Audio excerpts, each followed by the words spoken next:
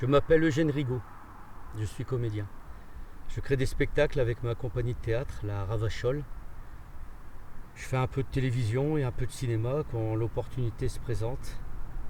Et je mets en place et j'anime des ateliers théâtre. C'est un choix de vie.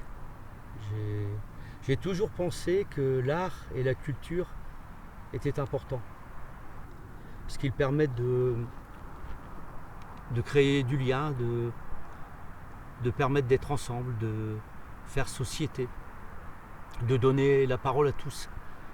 Je pense que quand on fait une création théâtrale ou artistique, culturelle, peu importe, on met en place une vraie démocratie participative.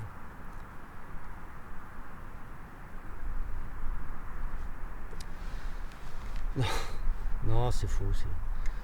Tout ça, c'est du baratin, c'est du blabla. On vit dans un monde capitaliste et libéral.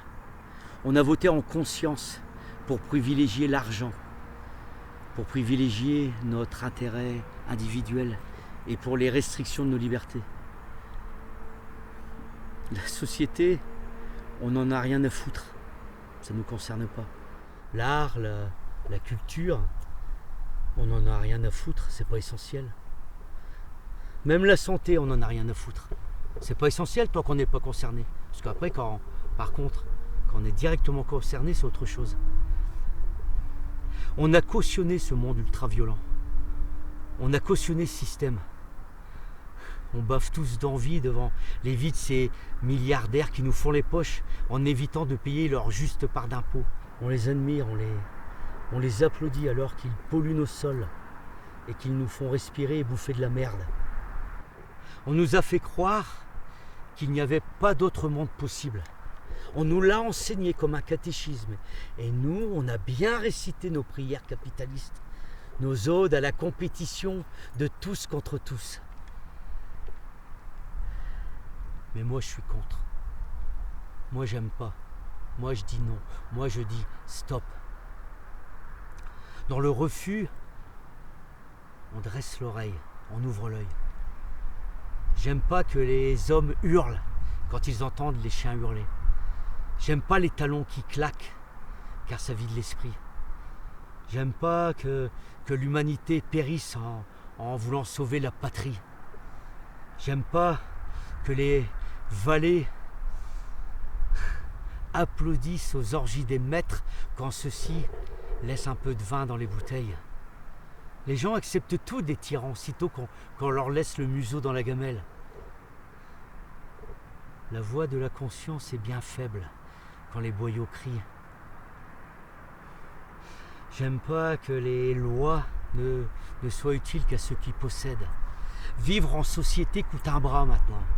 S'en plaindre coûte un œil. J'aime pas l'ordre. Sans le désordre de mon esprit, la vie ne serait que platitude mécanique. J'aime pas le pardon. Mon âme et ma conscience n'en ont pas besoin.